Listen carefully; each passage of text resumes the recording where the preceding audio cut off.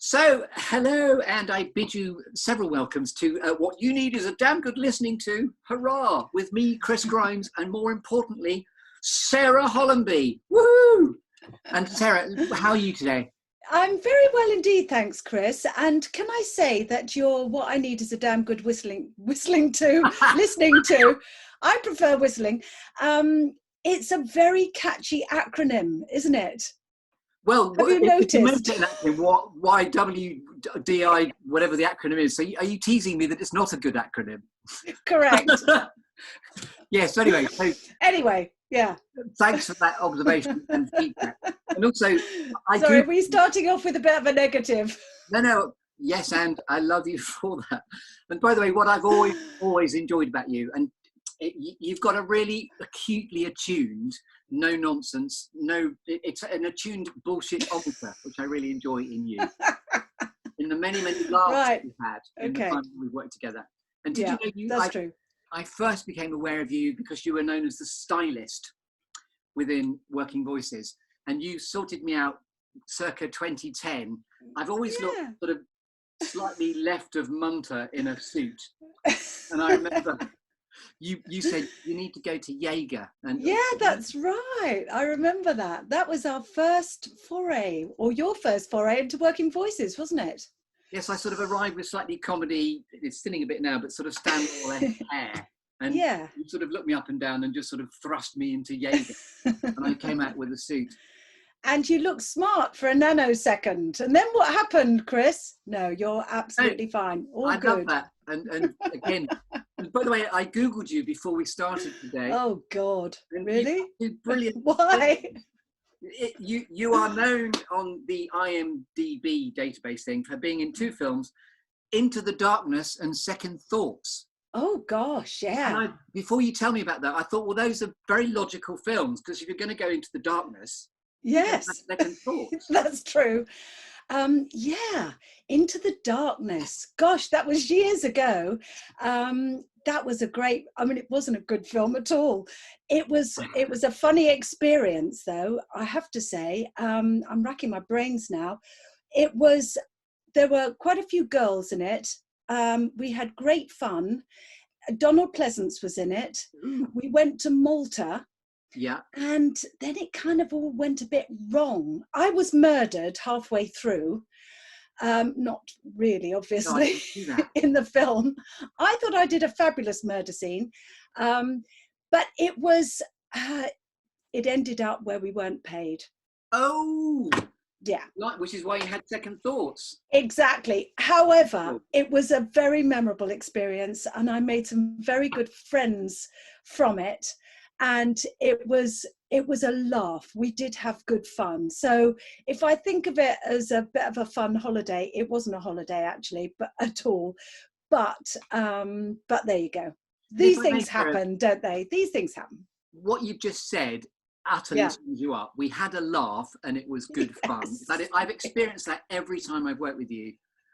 We were on the same flight to Abu Dhabi together, you, me and Julia Davis, also Working Voices. Yeah. And we definitely laughed a lot as we went off to Abu Dhabi again. This was last Christmas before the zombie happened. And you did very well there at racking your brains for the experience of what that particular film was like. Yes. Oh, I'll have to really have a good think about that, because there was a lot going on. It was a bit wild, but fun. And I did a great murder scene. And if you didn't get paid, now we can launch a campaign. Let's get Sara Hollamby paid at last. So, and this is in no form payback to you for putting me in a suit that I felt really good in. It's all really good. So you are a very experienced TV presenter. We work together in Working Voices. When people ask you at a dinner party in that rather clunky way, what do you do? What's your favourite way, Sara Hollamby, of answering that? Well, I have to say, Chris, that I usually avoid that question because I hate it. I'd much rather listen to somebody else telling me about them, because, I avoid it. I avoid it as much as I possibly can. And it is that clunky thing. We've all experienced it at dinner parties, networking events. What do you do? It's one of the most clunky ways to ask, isn't it? Well, it is. And I hate networking. For me, is a word that I've always hated. Schmoozing. I've hated that word, and I've avoided it, probably not in a good way, because actually if I'd probably if I'd been a better networker throughout my life, I probably would have been much more successful. But so I hate that word. But if I do end up telling people about what I do, then I'm just honest, and I just tell them, you know, that I'm a television presenter and I do training, and you know, they usually want to know all about it. And by the way, one of the most extraordinary things I know you do every New Year, this New Year. Sorry, you tell us about the New Year thing you do, because the number of millions of people that watch this is really extraordinary. Yes, I know it is, because it goes throughout the States. Yeah, that is fun. I've been doing that for 25 years. I haven't had a New Year's Eve for 25 years as such. We have fun, obviously, what we do, but it's not with, it is with friends, because we've been doing it for so long. Of course they're friends, but it's we have to get up early, obviously. What's the next the title day. of it, just for those that are tuning into? Yeah, it's London's New Year's Day Parade. The LNYDP, London's New Year's Day Parade. And it's basically marching bands that have come over from the States, cheerleaders, and they have a huge parade through central London. Yeah. Lots of British entries as well. And it's massive. It is really massive. There have been up to 10,000 performers. And in the early days, I used to compare on the streets. Yeah. So to speak, and now, and for the last 20 years, they've had a television program about it as well, and that gets televised all throughout the States in full, because they love a parade in the States. But now it's televised here in full, and the BBC usually take up parts of it, and all sorts of stations take it up. It's live broadcasting throughout. So it's you're on for very long as well, aren't you? Which is it's 3.5 hours. Crikey. And you are on, and it is, the trouble is with it, I love it, but the trouble is with it, because it's New Year's Day, invariably you're not feeling very well.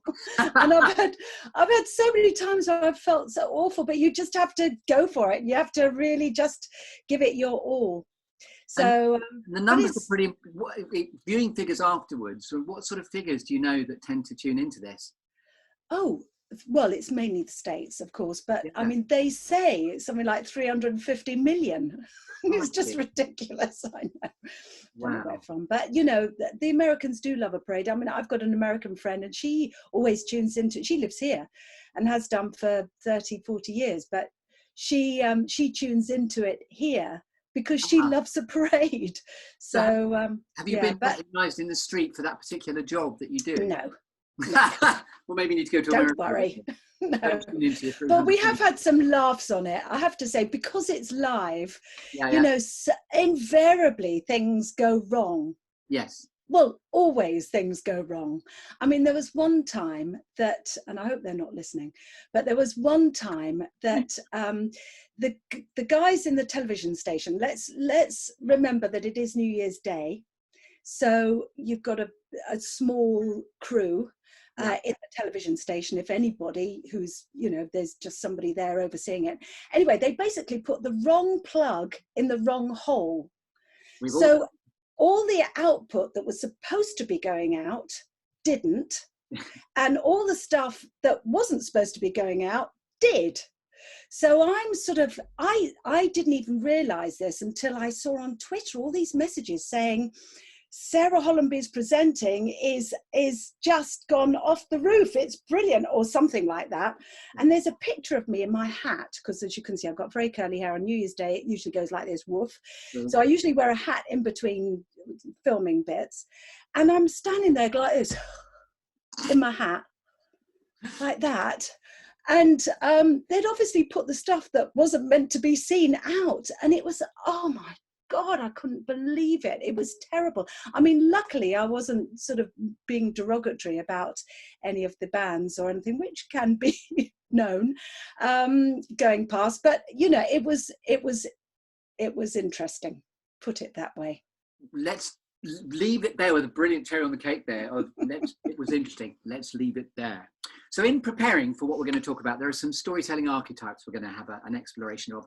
The first thing is something called the clearing. Where do you go, Sarah, to get really clutter-free and to just innovate, think, if you've got something that you've got to do?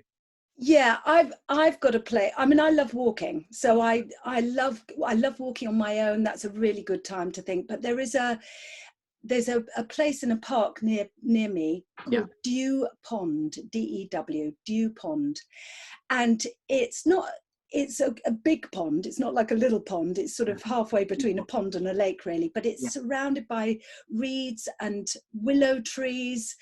And there's usually perhaps ducks or swans or cygnets at the moment on this, and it is so peaceful. And there's a couple of benches, one side. There's one that I particularly like because it's under the willow tree. Yeah. And you can just sit there for ages and just look at all the wildlife. And I mean, it is just a lovely, lovely, peaceful place. I mean, I've had a couple of funny times there actually as well. Okay. Well, once I was sitting there and I was completely wrapped up in thought, and I heard this sort of funny noise around me, and I looked up, and there were probably about between 30 and 50 deer surrounding me. Now, deer, can be quite dangerous, actually. So it was a bit of a moment. But anyway, I just kept still. I was obviously so still that they hadn't noticed me, is all I can think. Anyway, they left, which was quite good because I was a bit frightened at that point. And Sarah, anyway, Snow White here. It was a bit, yeah. It was, but it was beautiful. It was really beautiful as well, but I didn't even dare take a photograph. Not that it would have photographed very well. Oh, so you're making it up because you've got no photographic evidence. That's what you're saying. No, but I have got photographic evidence of another time. So I'm sitting there all peacefully, just enjoying myself. And it was a really hot day and I'd had my walk and I was just sort of almost cooling down under this beautiful weeping willow. It's just so lovely. I can't tell you. But anyway, out of the corner of my eye, I saw this woman coming towards me with long blonde hair and what looked like a flesh-coloured bikini on, and I thought that's a bit weird, and I sort of tried to look without looking, and I thought, hang on, she's naked. This woman is coming towards me naked. And I thought, this is really weird. And I'm looking around, there's nobody in this park, and it's a huge park, and you're on your own there. Anyway, as she neared, I trying to catch a little glimpse without looking too much. As she neared, this wasn't a woman, it was a man. Yes, and he had no top on, and he had long blonde hair, and he had a little sort of pair of trunks on. And I thought, oh, this is weird, but it was very hot. He was probably in his late 60s, 70s. Anyway, he came straight up to me, and I thought, oh my God, what's going on here? Anyway, he said, excuse me, can you tell me the way to the station? So, of course, that's what you want to know. So I gave him very explicit instructions and sent him packing. And as he walked away from me, he was actually wearing a thong. And I did take a photograph. Oh, so should you be interested, you need to get in touch with Sarah at workingvoices.com to get a copy of that photograph. We like that. And oh dear, so it all goes on in my clearing. Thank you for welcoming us to your long blonde haired man in a thong clearing, which is thong gate, I call it.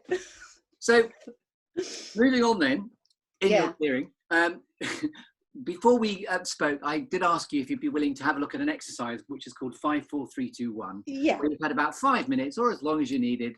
I wouldn't have thought about it for very long. To think about 4 things that have shaped you, 3 things that inspire you, 2 things that grab your attention, and 1 other thing that we couldn't possibly know about you until you tell us, Sara Hollamby. This is the idea of a storytelling archetype of me shaking an apple tree within your clearing, even though you talked about a willow tree. Thank you for that. Right, okay. With a strange, curious, blonde-haired man in a thong. But anyway, let's shake the tree and hope he doesn't come too close. But which of those archetypes would you like to talk about? So which apple? Well, certainly the things that have shaped me, I think, are probably very important. There's a good inspirational one as well. Far away. What would you like? Tell us about. Okay. Well, obviously my parents have shaped me. They certainly have. Yes, and they would have shaken me. Sometimes I need shaking. No, they would have shaken. My parents definitely were of huge influence. And my father, unfortunately, isn't alive anymore, but my mother is still, she's quite a force to be reckoned with, my mum. She's very much a feminist and has been all my life. And they have both really instilled that can-do positive mental attitude in me, without doubt. Always have. I've probably always thought I'm far better than I am because of them. But that, I think, is probably quite a good thing. So I think that is deep-rooted in me. But probably one of the biggest, my first major job really shaped me, and that was working for a fashion designer called Mary Quant. Wow. And I was brought in as her personal assistant, and I was her personal assistant and also personal assistant to her right-hand woman, who was her coordinator, called Pam Mason. We were a threesome, 3 women, and we, you know, it was a job that I absolutely loved. I would probably still be there if I hadn't really wanted to travel. But I was there for a good 5 years, and that shaped me more than I realized at the time. You know what it's like when you're young, you just sort of carry on life, and life just, you know, happens. And it's not until retrospectively that you really think about things. Yeah. And actually, probably about 10 years ago, I wrote a letter to Mary, telling her about all the things that she'd done for me, because it wasn't until probably 10 years ago that I suddenly thought, gosh, she did so much for me, and I hadn't really realized at the time, and I didn't thank you for it, if you know what I mean. Yeah, but anyway, she was so inspirational in so many different ways, not only teaching me about the fashion business and how the fashion business works, or worked at that time, yeah. But also about how women work, and how difficult it was, certainly then, and probably and still is, for women to in a very much in a man's world. Mm-hmm. And she was very much in a man's world, and it was almost like a constant battle for her to get what she wanted, because she was, you know, it was always cost and difficulty, and you can't do this because, and when we were in meetings, it was quite extraordinary, because she would want something, and believe you me, she always got what she wanted. I'm sure she did. But she wanted something, say for example, something probably quite simple, like she's designing, I'm remembering a particular example with one of our vendors, and she was designing a shirt, and it had drop sleeves down here. And they wanted the sleeve to come here because it was cheaper. And she said, no, I want it drop sleeve there. It's part of the style. It's a fashion, and everything was new with Mary. They were all so innovative and different. That's what they loved about her. Anyway, she was saying, no, I want it there. And they were saying, no, you can't. And she just sat there like this. And she just listened and smiled. She didn't say, no, I want this. No, I'm going to have this because none of that. She just sat and listened. And they kept saying what they wanted, why she couldn't have it, what. And in the end, they were saying, yeah, and all right, you can have it. And it was quite extraordinary. And I thought, how do you do that? That was brilliant. And it's just by sort of taking that back seat almost. She knew she was going to get it, and she didn't have a row with them. She was a very shy woman, but she had guts, and when she needed it, she could really pull out all the stops. What a profound life lesson, the idea of just keep your authority by keeping silent. I know. And I know. great leadership lesson. And you must still, did she reply once you got back in touch about 10 years ago? Do you know what? She didn't, but that's because she's not well. So I just hope that she got it, and I'm sure you know, because just the idea of that beauty of going back to someone, you know, almost half a lifetime ago, to go back and say thank you is just such a beautiful thing. Yeah. And very no, great. I mean, the three of us all got on very well. We were a very tight team. And I'm sure I know she appreciated what I did at the time. I mean, there were so many things working for Mary Quant. She was so brilliant. She used to say to me, because we were the whole office, it was only a small office, Mary Quant Limited. We all did everything. We all pulled together on things. And one day she came to me and she said, Sarah, we'd sold a dozen couture dresses to a company, a shop, and it had embroidery on the sleeves. And she said to me, Sarah, can you do embroidery? And I said, sorry, Mary, it's one thing I really can't do. And she said, don't worry, you'll soon learn. And that was it. I spent the next 2 weeks embroidering these dresses, and they had to be absolutely perfect. Wow, because she had a very strong instinct with who and what to trust. I think that's just awesome. No, and even just. Are you still in touch with the third person in your triumvirate of awesomeness? Unfortunately, she passed away. Oh, okay. Yeah, but we have had lots of reunions recently, which has been so wonderful, because it was Mary's 90th birthday in February, and there's been a huge Mary Quant exhibition. And so we've had all the launches, and there's a TV documentary coming out, I think, soon, and are you in that all sorts. I have been interviewed for that. Yeah. So were you there at her 90th? Yeah. Wonderful. Yeah. Oh, it was lovely. It was really lovely. Yeah. So I've had a good time with that. So anyway, that was really good. And also then, of course, the reason why I left Mary was to go traveling. And I went to Hong Kong. I had an opportunity. I had somebody out there who said, come and stay. And so I went to Hong Kong. And at the time, it was a case of Hong Kong, where's that? Oh, all right, yeah, I'll go there. It was sort of the other end of the world, and it wasn't like it is now, where you can just jump on a plane and go to these places. Yeah. So it was quite a big thing, and very close to my family. So that was also a big thing to leave them. And I was planning on just going for a year. I actually ended up staying just under 3 years. But that was where I started in television. And that also, I arrived at the airport, Hong Kong airport, and it was kind of, I don't know, I had some sort of confidence that I don't really know where it came from. Obviously arrived on the plane with me. Maybe it came from your mum, as you said, because I love that quote earlier on about I ended up feeling more about myself than I maybe should, because my mum set me up for that so beautifully. Yeah, no, it's true. And I'd only been there about 10 days. And I'd met a whole new bunch of people that I'd never knew. And one of them said to me one day, you know, Sarah, there's a job going at Hong Kong TVB. You should apply for it because you'd be great on that. And I thought, get away. Don't be silly. Anyway, I thought about it and I thought, God, that would be such a laugh to write home and say, guess what? I'm on the telly. So I phoned up this person that they'd told me to ring, and she said, oh, I'm really sorry, we've found somebody now, but, you know, I'll put your name on file and, you know, la-di-la-di-la. So I thought, oh, that is such a shame. I should have got in quicker, but anyway, never mind.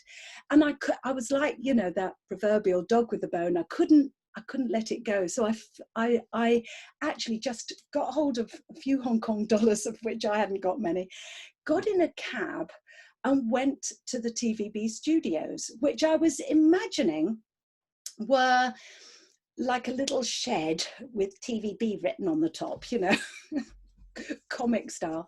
When I arrived, the cab went up this huge avenue called Broadcast Avenue, which was lined with all these high-rise flats all the way along.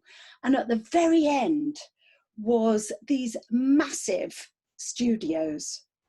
that were, of course, film studios, because they made a huge amount of films there. It was massive for films.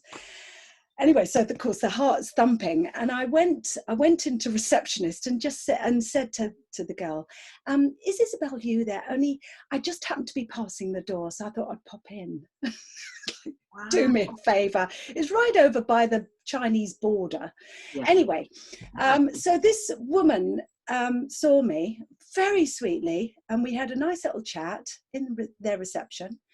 And she said, "Well, look, Sarah, really nice to meet you. I have got your name on file, but thanks for popping in. And, you know, you never know, off you go," type of thing. Anyway, I got home eventually, and there was a message on the answer phone saying, "Will you come in for a screen test?" Well, I thought, whoa, that worked. Anyway, then, of course, I realised that my screen test was live on a Saturday afternoon. So I thought, oh dear, wasn't expecting that. Anyway, of course, I didn't know anybody in Hong Kong, so what? Just did it. Yeah, just went for it and got the job.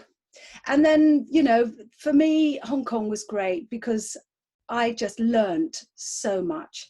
I learned so much about television, obviously. And also I used to compare fashion shows. I used to appear in fashion shows. I did lots of modeling. I did lots of, films. Yeah. I mean, that I have to say Into the Darkness wasn't my best film.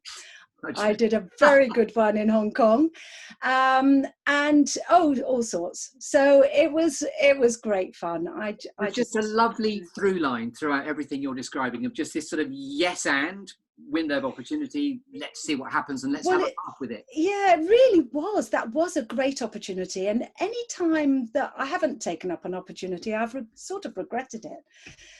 But like, for example, I could have jumped off that bridge in New Zealand and done a bungee, and I didn't. And I still regret that. So anyway. So good question. Any life regrets is I didn't do a bungee jump off New Zealand. Exactly.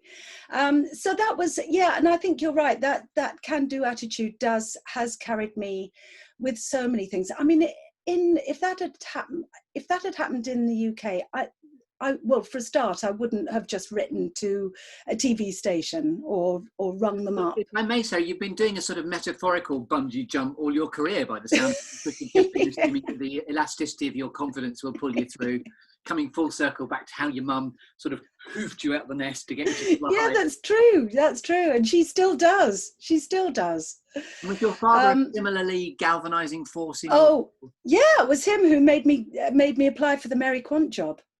He said, "Oh, look, I've seen this job advertised in the creme de la creme in the Times." And I said, "Oh, Dad, no, I couldn't do that. They were looking for someone aged 25 up. Yeah. And I was about 18. And so I said, "Look, I can't." He said, "Of course you can. You've got nothing to lose. Just apply for it."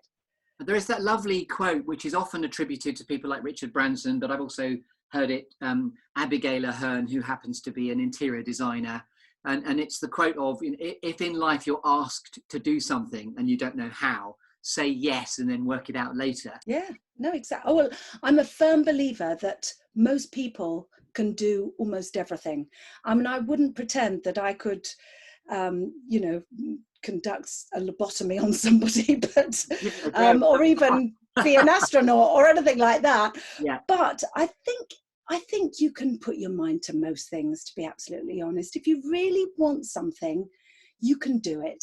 And I'm absolutely assuming, as a safe assumption, you're equipping your own children with exactly the same philosophy.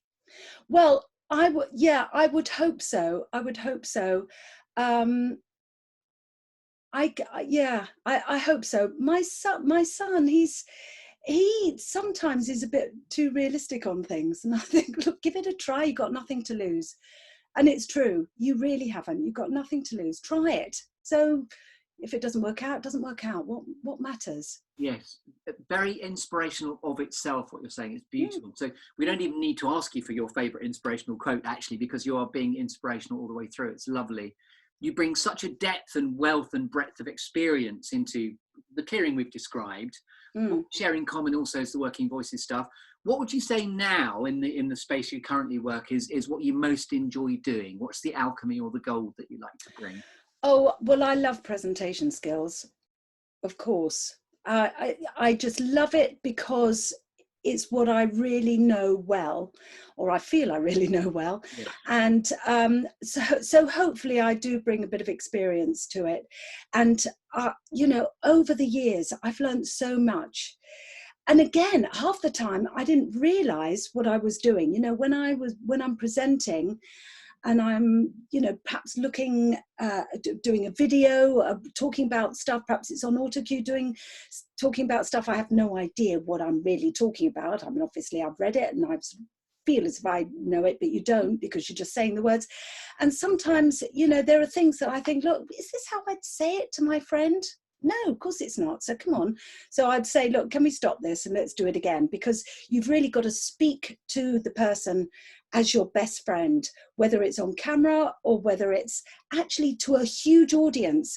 You know, when I'm doing the parade, for example, and you know that there's lots of people watching it, Yes. you don't talk at people. You don't think, oh, it's an audience of however many people, and you just talk at the audience. You talk to one person every time. It's just one person, and you really have to check yourself and just think, right, who is it I'm talking to? Sometimes I think it's best to name that person. Yes. Name that tune. No, it's important. But I hope that I bring lots of just my own little personal tips to it that I've learned over the years. And there's lovely currency there of confidence innately, a yes and can do, let's see what happens, and also crucially, let's enjoy ourselves. Yeah. Oh yeah, that's very important. How you've just gone on the open road doing the metaphorical bungee jump, which I think is fun. Well, if you're not enjoying it, then you're not going to have any energy, and it's going to be dull for everybody else. You've got to enjoy it, and you've got to have that enthusiasm for it. And, you know, you've got to care about it. Otherwise, what's the point? So, you know, that's another thing. I try and, you know, remind people to think about why they'd be enthusiastic about this and why they should care about it, because that is so important to do. Otherwise, you're flat. Yes. So to connect to your why, to have the purpose behind it. Yeah. If the purpose is energy or enjoyment, then you've got to care. You've got to care. Mm. So it's been a real pleasure talking to you. I'm going to award you with a metaphorical cake now, Sarah. Oh yeah. Where, the cake is yours to put a cherry on, if you like. What's your favourite bit of wisdom? You've been giving us loads of it anyway. This is like gold. But what's the favourite bit of wisdom, the cherry on the cake, that you like to impart to people that you're most helping?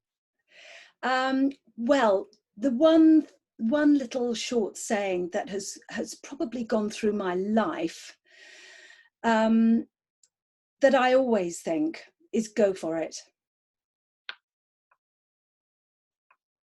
You got to. There's no point not really, is there? Just go for it. If it doesn't work out, it doesn't work out. What matters? At least you tried it.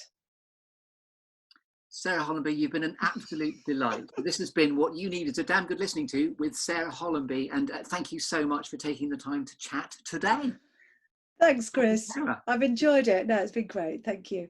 I'm going to stop recording now.